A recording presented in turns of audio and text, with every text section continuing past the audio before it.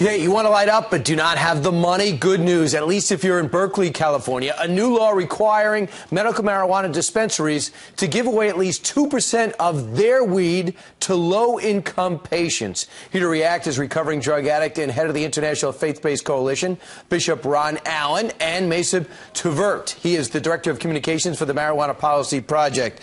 So, Reverend, what do you think about this? I think it's ludicrous, over-the-top madness. Why would Berkeley City Council want to keep their poverty-stricken, underserved high, in poverty and lethargic? It's absolutely mind-boggling and absolutely ridiculous for Berkeley City Council to make such a suggestion and then to put this in motion. Makes no sense at all. Mason, are you for dumping pot on the impoverished? Well, I think that we need to look at this for what it is, which is medical marijuana is legal in California. 85% of Americans, according to Fox News' last poll, support medical marijuana. And it's up to this community to decide if they'd like to have a program that allows low-income individuals to have access to it. And that's really their decision. So it's a matter of the democratic process, people following the state's laws, and this law appears to accommodate both of those. Right. So first off, let's take a look at the stat as it comes to Berkeley. Their poverty rate is 18%. The U.S. poverty rate is 15%, so it's slightly up. Bishop, does it necessarily, do you look at medical marijuana different than you would OxyContin or any other type of medicine? Or are we just looking at the connotation of recreational drugs and misconstruing it?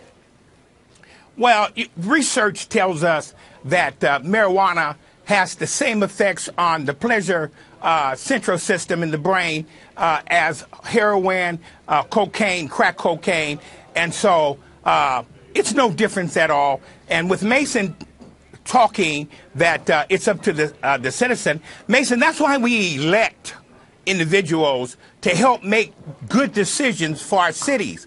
And you have to admit that Berkeley City Council must have been high to make this decision to cause generational poverty.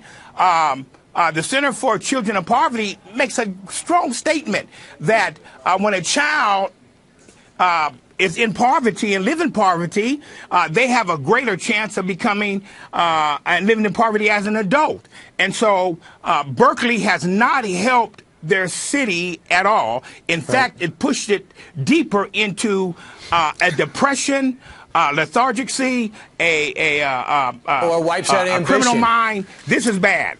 Mason, how do you feel about that?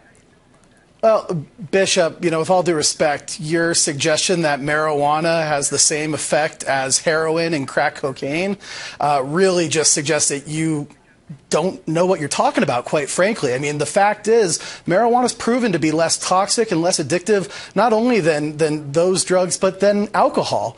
And, if you don't like marijuana and you don't like people who use marijuana, that's your prerogative. But the fact is that medical associations across the country and more than 80% of Americans think marijuana can help seriously ill people. In practicality, we know people are abusing the medical marijuana prescription. They're using it for recreation purposes, and doctors are just complicit, and this plays into the cycle. And that's what the bishop's seeing because he's been there himself. Well, the fact is that, Bishop, the fact is that narcotic painkillers are one of the #1 causes of accidental death in the United States, and marijuana is not responsible for any overdose deaths. What they're actually finding is that states with medical marijuana laws are seeing fewer opioid deaths than states without them. All right, let him finish. Mason, cigarettes does not cause an overdose, but we have many people dying from cigarettes. That doesn't change anything. Cigarettes are also far more harmful than marijuana.